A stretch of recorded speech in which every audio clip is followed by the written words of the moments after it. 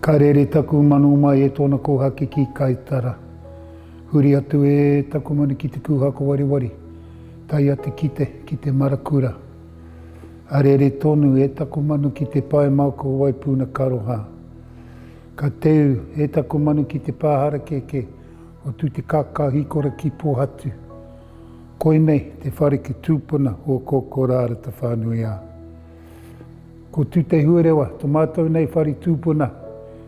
E tū mai e roka i te marae o Puari.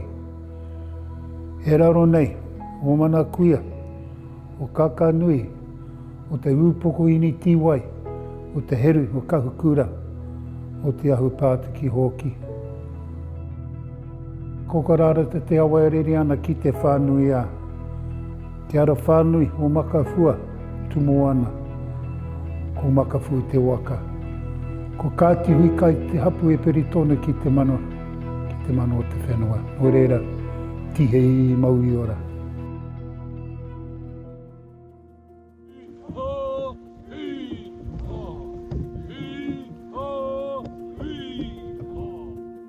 I remember going out on the waka first time up the river and I felt peace. That's what I felt. It's really awesome. You hear the sounds of our voices, of our chanting echo off the cliffs. And I felt that day that doing waka is like a normal thing to do. It's an everyday thing. It's how our people travelled around. While it's a special thing to be in a beautiful old waka, it's also an everyday thing. And for me, it's like a dream to have people come and experience that, that feeling. And when you all work together as one, just to feel that waka move through the water, it's pretty cool. So it's a really great thing to share with people.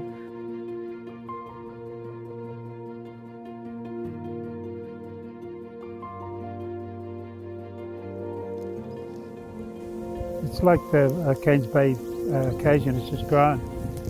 And because the hangi is always a hangi. I remember the last order when Murray was alive, he gave me one of his typical sheets of, what he kind of worked out what was going in. 1 whole bullock, 6 sheep, 8 rolls of pork, which are big long ones, 40 chooks, and then we'd have something like 600 chops. And then we get then you had your veggie order. It's unreal, eh? Out of one hole, we've fed 1,000 people. That was the best in 1 year, and you just boom, layer after layer after layer after layer. But with the heat generated within that, it works. It's the new generation taking over now, so I hope they're as bloody good as the old one was.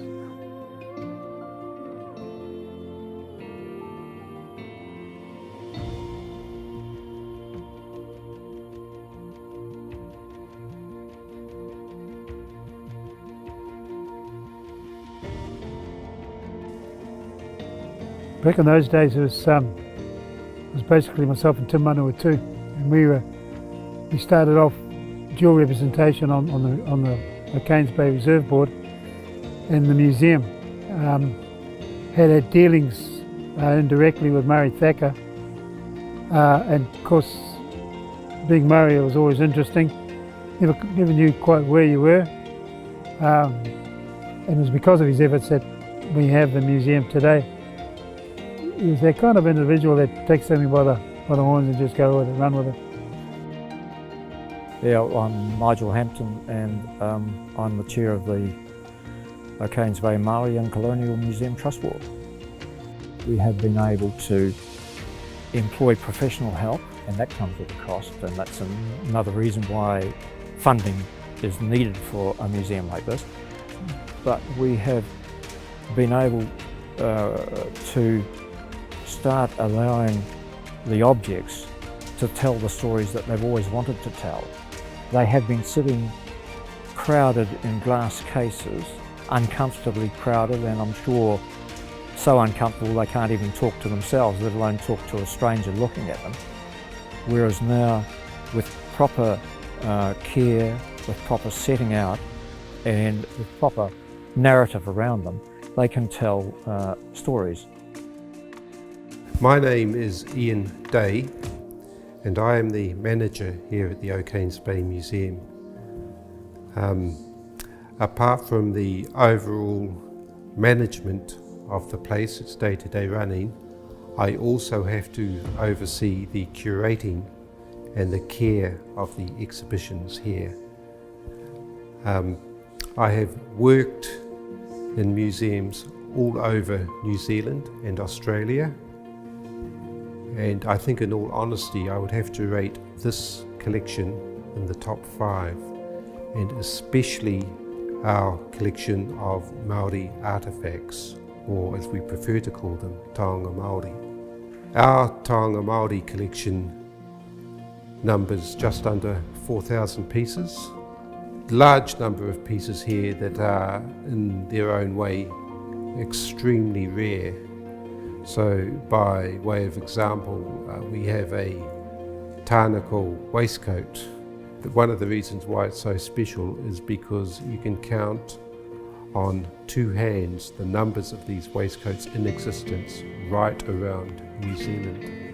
And that's only typical of many of the special pieces we have here. My name's Rata. I'm Murray's 6th daughter, or 6th child, and I was fortunate to grow up here in Okains and grow up alongside the museum with Dad. There's been so many amazing people over the years that have been part of this, and he was charming in that way that he could really get people on board, and there's people that come back loyally, and I would like to think that in time lots of people that have been here that can come back again and sort of be part of it. So today, the fact that he's not here, it's really heartwarming to see people still coming back and they actually want to do it for themselves and for the place, and so it becomes something much more than just one person. I mean, they created it, but it lives on, so I hope for that for the future, I really do.